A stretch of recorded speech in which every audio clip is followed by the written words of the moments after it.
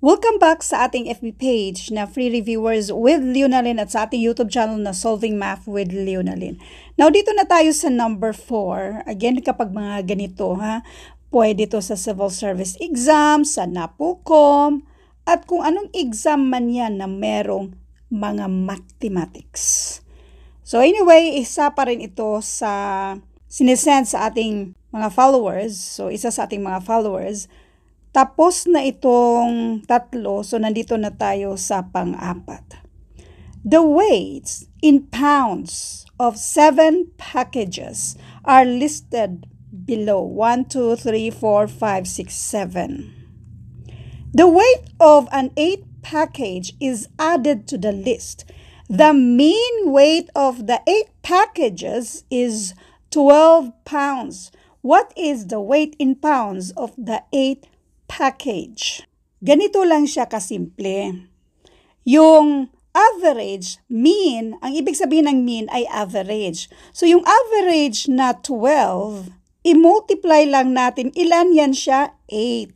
So i-multiply natin sa 8. So this is 16 carry 1, 96. Itong 96, minusa natin sa total nito. 7 kasi yan siya. So, ito muna ang i-add natin. Mas madali. This is 40. Add ng 25. So, this is 65. Tapos, ito ay 12. We have 77. So, itong 96, ito yung 8 packages. Yan yung total sa 8 packages. Ito naman yung 7 packages.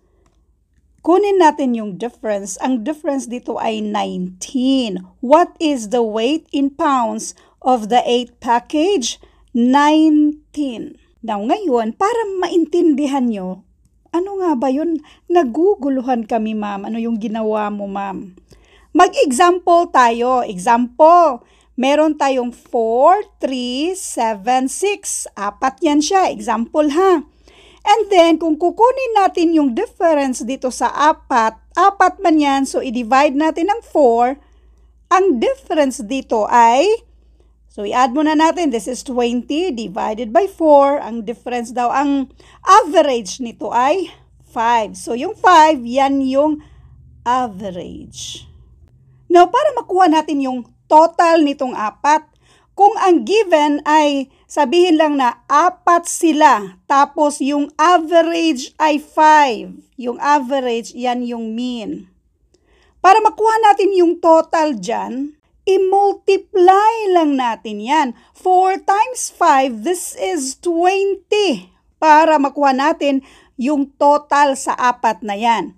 So ngayon, ganun din ang ginawa natin. Para makuha natin yung total dito sa, di ba, itong 12 pounds, yan yung mean or average. Tapos, 8 packages yan siya. So, para makuha natin yung total, multiply natin si 12 by 8 and this is 96. Yan yung total kapag 8 packages. Sa 7 packages, given sila. So, itotal lang natin yung given na 7 packages. So, kanina yung total natin dito ay 77. So, therefore, ang difference dito sa dalawa, yung 96 at si 77, 96 minus 77, yan na yung what is the weight in pounds of the 8 packages. So, yan na yung nadagdag, which is 19. So, I hope na super na-gets nyo yun. Now, ating balikan yung example natin para sa iba pang mga future na mga halintulad nito kasi meron pa namang katulad nito sa mismong exam. So, halimbawa na lang dito pa rin tayo sa ating example. Sulat natin yung example para hindi kayo malito. Halimbawa, ito yung wala si 6. So, ito halimbawa yung hanapin natin si 6. Tapos, ito lang yung given, yung 3. And then, sa 3 ito, i-total natin yan and we have 14. So, 14 yung 3 yan. And then, given halimbawa yung average which is yung 5. So, halimbawa, yan yung mean. Yan yung mean kapag 4. So, para makuha lang natin yung mismong total kapag 4, therefore, i-multiply natin yan which is equal to 20. So, yung 20, i-minus natin dito sa 14, ang total dito sa 3, which is, di ba, yung total dyan ay 14. So, minus 14, this is exactly equal to 6. So, ganun lang din yung ginawa natin kanina.